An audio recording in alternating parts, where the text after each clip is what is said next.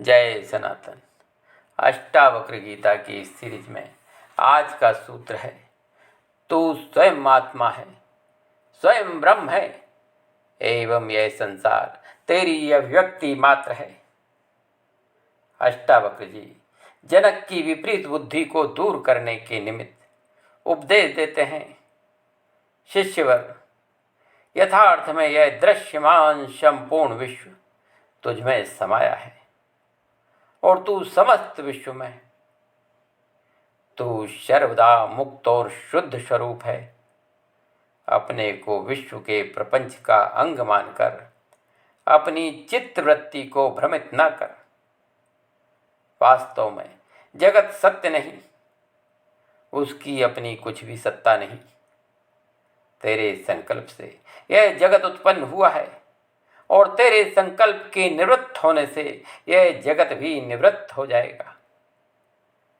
अतः अपने शुद्ध स्वरूप में स्थित हो और क्षुद्रता को प्राप्त मत हो।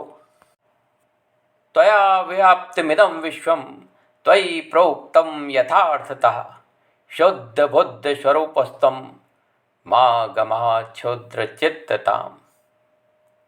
यह संसार तेरे से ही व्याप्त है, इसका हर कण तेरा ही स्वरूप है, इसका स्पंदन तेरा ही स्पंदन है, इसकी धड़कन तेरी ही धड़कन है, इसका फैलाव तेरा ही फैलाव है, इसकी चेतना तेरी ही चेतना है, इसका सौंदर्य तेरा ही सौंदर्य है, इसकी शक्ति तेरी ही शक्ति है। सृष्टि का नियम तेरा ही नियम है। इसमें जो अनेकता दिखाई देती है उसमें एकता का सूत्र भी है। अनेकता का अर्थ भिन्नता नहीं, क्योंकि यह सृष्टि उस ब्रह्म से भिन्न नहीं, उस परमात्मा से भिन्न नहीं। यही चैतन्य ब्रह्म इसके विपरीत अवयवों को माला की भांति एक सूत्र में पिरोए हुए है। इस सृष्टि में विभिन्नताओं के बावजूद एक सामंजस्यपूर्ण स्थिति है, जो इसका एक रस नियम है, जिससे इसमें एक तादात्म्य दिखाई देता है। वह तेरे ही चैतन्य स्वरूप के कारण है। जिससे यह सृष्टि है, तू भी उसी में है। जैसे यह सृष्टि उससे भिन्न नहीं, तू भी वही शुद्ध चैतन्य स्वरूप है।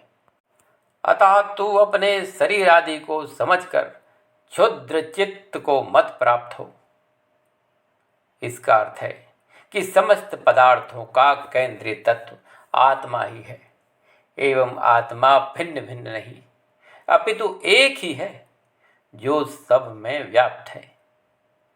इसलिए सब में एक सूत्रता है। आत्मा को भिन्न भिन्न मानना तो अज्ञान ही है, किंतु अपने को शरीर मानना महाअज्ञान है, मूढ़ता है। ऐसे मूढ़ को अपने क्षुद्र चित्तहीन भाव में न ढाल। आत्मज्ञानी अपने को हीन नहीं समझता। भगवान एक बहुत ही सामान्य उदाहरण देते हैं। रात्रि के समय में जब चंद्रमा अपनी पूर्णता पर रहता है, तो उस समय अनेक मिट्टी के घड़े रख दीजिए और सब में पानी भर दीजिए। हर एक घड़े में चंद्रमा की प्रतीति दिखाई देगी, हर घड़े में चंद्रमा दिखाई देगा। चंद्रमा एक ही है, लेकिन हर घड़े में दिखाई देता है। यदि उनमें से कुछ घड़े फूट जाएं, तो धीरे धीरे धीरे धीरे शनै शनै चंद्रमा विलुप्त हो जाता है। जिन घड़ों में पानी रहेगा, उन्हीं घड़ों में चंद्रमा दिखाई देगा। इसी प्रकार आत्मा एक ही है और आप सभी में दिखाई देती है। दिखाई देने का अर्थ उसकी प्रतीति होती है। तो समझ लीजिए कि आत्मा तो एक ही है, लेकिन वो सभी में विद्यमान है। भगवान, ध्यान दीजिए, यदि आप अष्टावक्र गीता को संक्षेप में सुनना चाहते हैं, तो इसी चैनल पर हमने एक ही पार्ट में अष्टावक्र गीता का संपूर्ण सार प्रस्तुत किया है। तो चैनल को सब्सक्राइब अवश्य कर लीजिए, ताकि अष्टावक्र गीता का संपूर्ण सार एक ही एपिसोड में जान सकें। अष्टावक्र जी राजा जनक को आत्मस्वरूप के बोध को दृढ़ कराने हेतु कहते हैं कि तू आत्मा होने से निरपेक्ष है। आत्मा की कोई अपेक्षा नहीं, अपेक्षा मात्र शरीर और मन की है। तू विकार रहित है। भूख और प्यास प्राण के धर्म हैं, शोक और मोह मन के धर्म हैं तथा जन्म और मरण देह के धर्म हैं। आत्मा इन सब से परे है। यह आत्मा के धर्म नहीं, आत्मा केवल दृष्टा है, अतः निर्विकार है। देहाध्यास के कारण ही तू अपने को विकारी समझता है। इसी के कारण तू अपने को परमोपेक्षाक्षी समझता है, अन्यथा तू स्वयं पर ही निर्भर है। आत्मा किसी पर निर्भर नहीं। तू आत्मस्वरूप होने से शांति और मुक्ति का स्थान है। अशांति तेरा स्वभाव ही नहीं। यह हिंसा, छीन झपट, संघर्ष, बेचैनी, महत्वाकांक्षा, ईर्ष्या, आक्रमण सब राजनीति है, जो मनुष्य की प्रतिभा का निकृष्टतम रूप है। मनुष्य की दैविक प्रतिभा का दुरुपयोग है। इसमें कहीं भी शांति व चैन नहीं। राजनीति में संघर्ष ही संघर्ष है, चाहे वह धन की राजनीति हो या पद की, जिसका कोई परिणाम नहीं निकलता। शांति और मुक्ति इसमें है ही नहीं। यह तो आत्मा के ही गुण हैं। तू अगाध बुद्ध रूप है। तुझ में बुद्धि का अनंत सागर भरा हुआ है। तू बुद्धिहीनों जैसी चेष्टा कर रहा है। तेरी वह चेष्टा तुझे क्षुब्ध बनाए हुए है, अन्यथा तू क्षोभ शून्य है। तूने स्वयं को प्रकाश नहीं, प्रकृति को महत्व दिया है, इसलिए तुझे क्षोभ दिखाई देता है, वरन आत्मा में क्षोभ कहाँ। इसलिए तू अपने से परे के पदार्थों की निष्ठा को छोड़कर इस चैतन्य मात्र में निष्ठा वाला बन। अष्टावक्र केवल निष्ठा की बात करते हैं। आत्मा में पूर्णता होने से उसका ज्ञान होगा। कोई विधि काम नहीं आएगी। जो सदा तुम्हारे पास है उसमें निष्ठा ही पर्याप्त है। वह सजगता और साक्षी भाव से ही दृश्य होगा।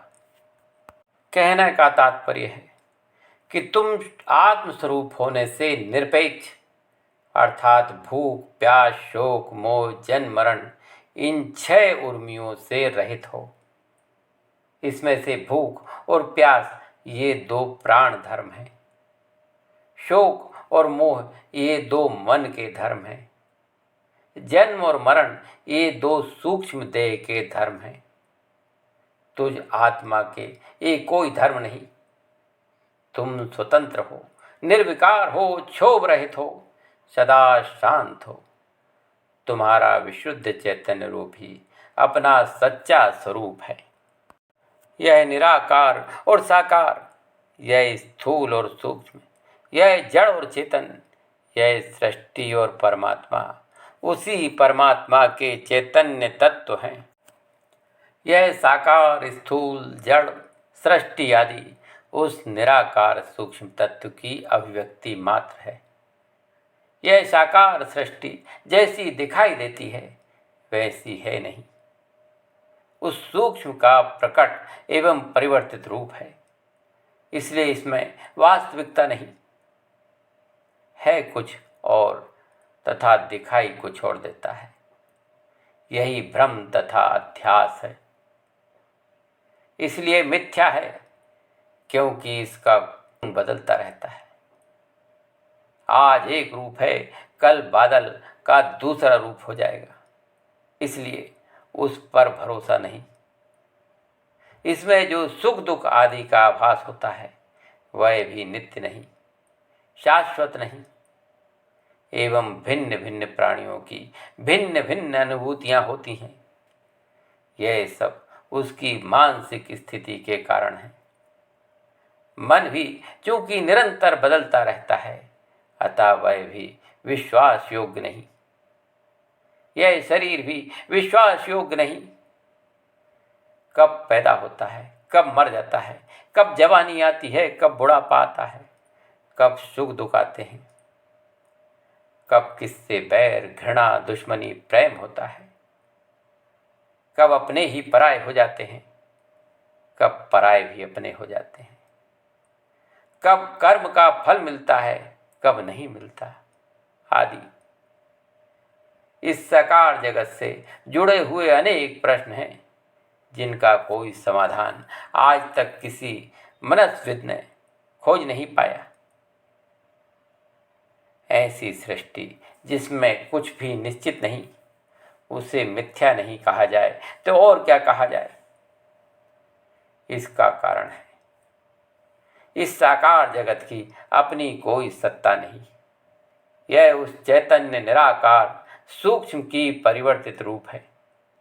परिवर्तन ही इसका स्वभाव है, अतः यह विश्वसनीय नहीं।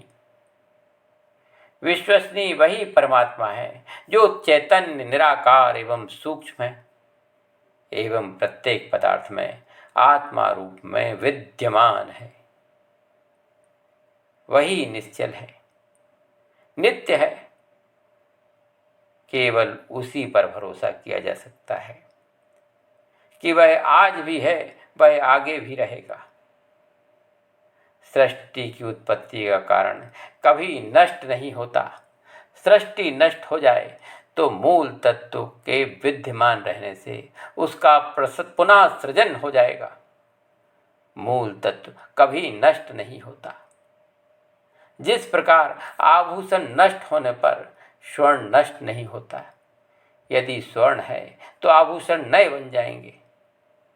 अतः जो नष्ट होने वाले आभूषण हैं उनमें विश्वास ना कर।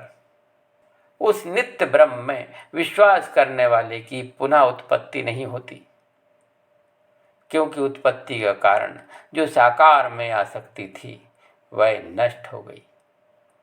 निराकार आत्मा को बहुमूल्य जान लिया, फिर उत्पत्ति किस लिए? जब महल मिल गए तो झोंपड़ों में कौन वास करेगा? अष्टावक्र कहते हैं इस साकार जगत से मुक्ति के लिए यही तत्व उपदेश है, सारभूत उपदेश है। जय सनातन।